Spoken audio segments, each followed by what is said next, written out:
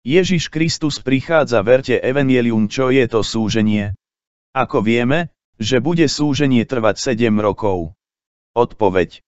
Súženie je budúce 7-ročné obdobie, kedy Boh dokončí svoj trest nad Izraelom a súd nad neveriacím svetom.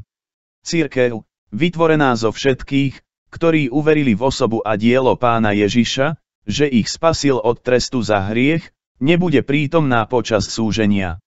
Cirkev bude vzatá zo zeme v útlosti známej ako vytrženie, 1 Tesalonickým 4:13-18, 1 Korinským 15:51-53. Cirkev je zachránená od hnevu, ktorý príde, 1 Tesalonickým 5:9. Cez celé písmo, súženie sa opisuje aj inými pomenovaniami ako sú 1. Deň Pánov, Izaiáš 2:12, 13:6, 9, Joel 1:15, 2:1, 11, 31, 3:14, 1 Tesalonickým 5:2. 2. Súženie, 5 Mojžišova 4:30, Sofoniáš 1:1. 3. Veľké súženie, ktoré sa vzťahuje na najintenzívnejšiu druhú polovicu 7-ročného obdobia, Matúš 24:21.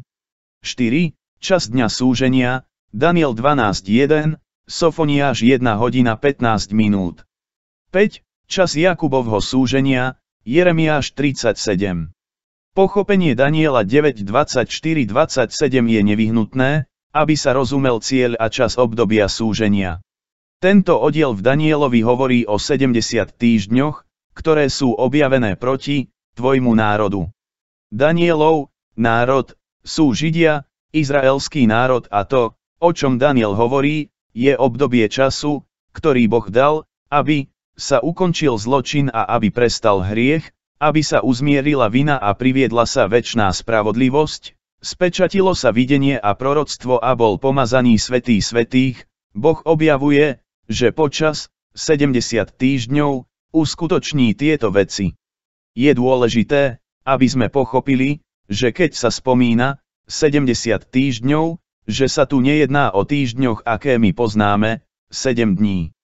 Židovské slovo heptat, ktoré sa prekladá ako týždeň v Danielovi 9:24-27 doslovne znamená 7, a 70 týždňov doslovne znamená 70 týždňov, 70 krát 7.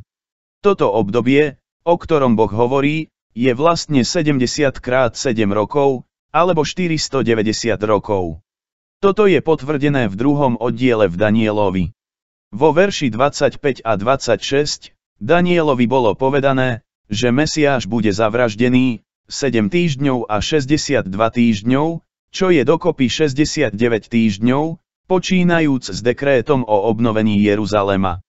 Druhými slovami, 69 krát 7 rokov, 483 rokov, po obnovení Jeruzalema, Mesiáš bude zavraždený. Biblickí historici potvrdzujú, že prešlo 483 rokov od času, keď bol vydaný dekrét o obnove Jeruzalema až po Ježišovo ukrižovanie. Väčšina kresťanských odborníkov, bez ohľadu na ich názor o ešatológii, budúcich veciach lomkadejoch, zdieľajú hore uvedené chápanie Danielových 70 týždňov. S týmito 483 rokmi, ktoré prešli od donesenia dekrétu o obnovení Jeruzalema po zavraždenie Mesiáša, zostáva 1 týždeň, 7 rokov, aby sa splnilo to, čo je povedané v Danielovi 9:24, aby sa ukončil zločin a aby prestal hriech, aby sa uzmierila vina a priviedla sa večná spravodlivosť, spečatilo sa videnie a proroctvo a bol pomazaný Svätý svätých. Toto posledné 7-ročné obdobie je známe ako čas súženia. Je to čas, v ktorom Boh ukončí súd nad Izraelom za ich hriech. Daniel 9:27 udáva niekoľko dôležitých detailov o 7-ročnom období. Daniel 9:27 hovorí, v jednom týždni však potvrdí zmluvu s mnohými a v polovici týždňa prestane obeta a žertva, v chráme však bude ohavné spustošenie a až do dovršenia a dokonca potrvá spustošenie. Osoba, o ktorej sa hovorí v týchto veršoch a ktorú Ježiš nazýva ohavné spustošenie, Matúš 24:15, a v Zjavení 13 sa volá šelma. Daniel 9 hodín 27 minút hovorí, že šelma učiní zmluvu na 1 týždeň, 7 rokov, ale v polovici tohto týždňa, 3 a 1 polovica roku súženia, on preruší zmluvu tak, že zastaví obetovanie a žertvu.